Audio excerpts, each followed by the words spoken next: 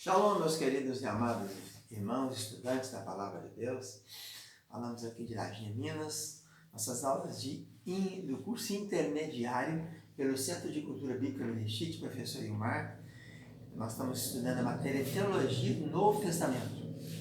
Essa matéria já vimos aqui na aula passada, em tradução geral, mostrando que será o que? A abordagem será uma abordagem da sistemática, que é pecado, as últimas coisas, Jesus, salvação, igreja, Bíblia, Cristo, Espírito Santo, dentro dos escritores paulinos, dos escritores do Novo Testamento. Na verdade, a gente for contar os escritores, parece apenas 7, né? Vamos contar aqui, ó. Judas e Tiago são 2. João, que escreveu 4 livros, escreveu o Evangelho de João, mais 3 epístolas, 5 livros mais Apocalipse. Depois nós temos a carta aos Hebreus, que é uma carta anônima. Depois nós temos o Paulo, que escreveu 13. Aí nós temos o Lucas, que escreveu Atos e Lucas. Depois você tem o Mateus e tem o Marcos. Então, poucos autores para 27 deles. Então, vamos iniciar essa aula hoje. Vamos estudar, então, a primeira parte, que é a história da teologia do Novo Testamento com o ensino de Jesus segundo os evangelhos sinóticos. Então, primeiro, definir teologia. É o ramo das disciplinas cristãs que segue determinados temas através de todos os autores do Novo Testamento e que depois funde esses quadros individuais num só conjunto.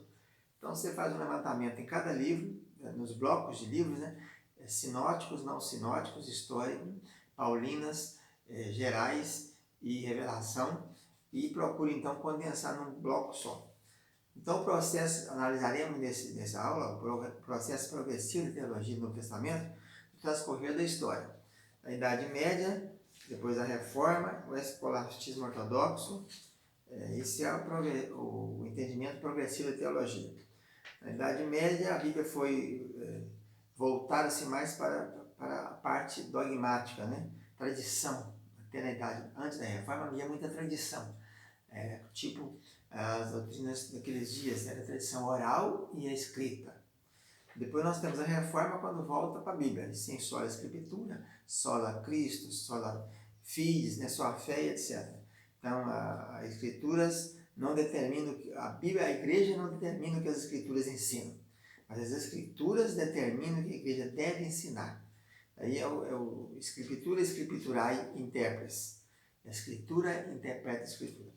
Depois depois os reformadores o povo retorna com a escolástica e outras filosofias mais, para escutar um pouco mais daquilo que está fora da Bíblia.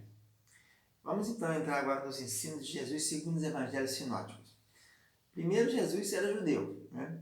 Então ele baseou seus ensinos todo no Antigo Testamento. Várias vezes a gente encontra Jesus citando a lei e os profetas. Quando ele se refere à lei e os profetas, ele está se referindo à Bíblia hebraica, que era composta de 3 partes, né? Era a Torá, que era a lei, o Neviim, que eram os profetas anteriores e posteriores, e o Ketuvim, que eram os escritos, Salmos, Provérbios, Eclesiastes, Cantares, é esse aí. Então são 22 livros distribuídos dentro desse conjunto chamado Tanar. Então Jesus era judeu, a atitude dele era judia, né? Ele era um hebreu, a religião judaica era provisória e preparatória, aqueles sacrifícios que era feito, aquelas festas, que tudo era um simbolismo do que ia acontecer. Jesus várias vezes falou na sua andança, nos 3 anos e meio que ele rodou pela Palestina, Galileia e Samaria, ele sempre mostrou que ele veio cumprir a lei, ele não veio abrogar, né? Ele não veio acabar, extinguir a lei. Sempre dizia que ele veio cumprir a lei, né? Tanto que até nos seus milagres, quando ele efetuava algum milagre, ele falava, procurar o profeta e apresentar a oferta. No caso dos leprosos, né? Fazer a purificação diante do santuário de Jerusalém.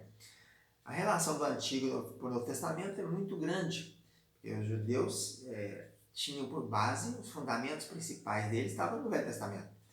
Então a gente encontra mais de 132 vezes, só nos evangelhos, a citação de Salmos, Isaías e Deuteronômio. São os livros mais citados no Velho e no Novo Testamento. Salmos, Isaías e Deuteronômio. Aí vamos entrar agora no bloco chamado Reino de Deus e o Reino dos Céus. Então, aparece muito isso, Jesus aparece anunciando o Reino de Deus. Mas tem uma frase, o Reino de Deus e o Reino dos Céus. Qual que era essa concepção? Qual que era a diferença disso, então? Vamos iniciar falando do reino de Deus. O reino de Deus, ele aparece em Mateus 4 vezes, mas ele aparece mais em Marcos e Lucas. Marcos, que é o evangelho, apresenta Jesus como servo de Deus, né, o boi, ele aparece 15 vezes. Em Mateus como rei, então só tem 4 vezes, é o tipo do leão, né? Em Lucas ele é o filho do homem, aparece 32 vezes. E em João, a águia, o evangelho eterno, o evangelho dos céus, só aparece 2 vezes.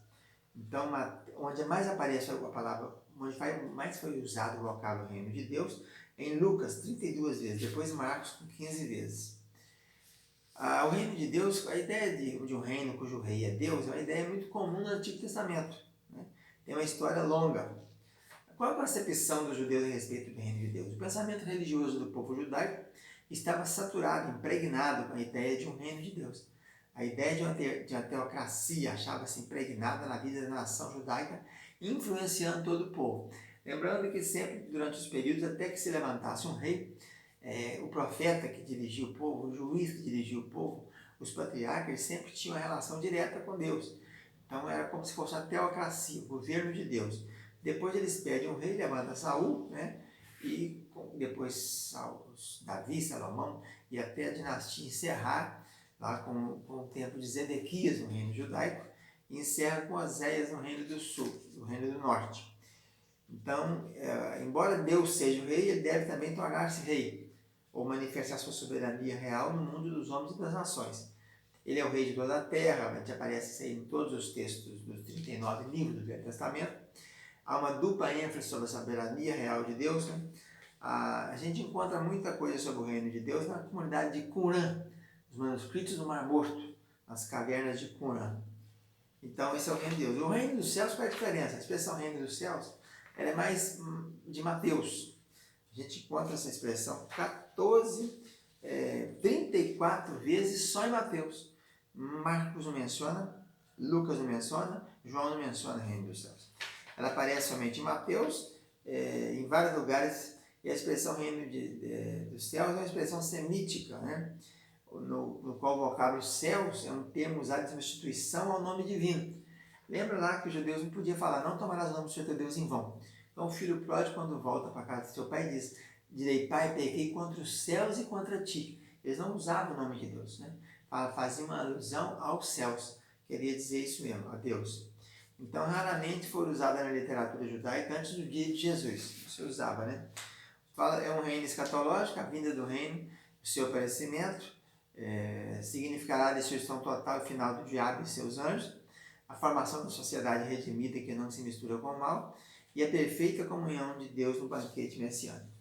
Então, está aí a nossa segunda aula, onde nós apresentamos aí essas diferenças entre o reino de Deus e o reino dos céus, e falamos também um pouco sobre a teologia do Novo Testamento. Fica na paz, um abraço, tchau, tchau.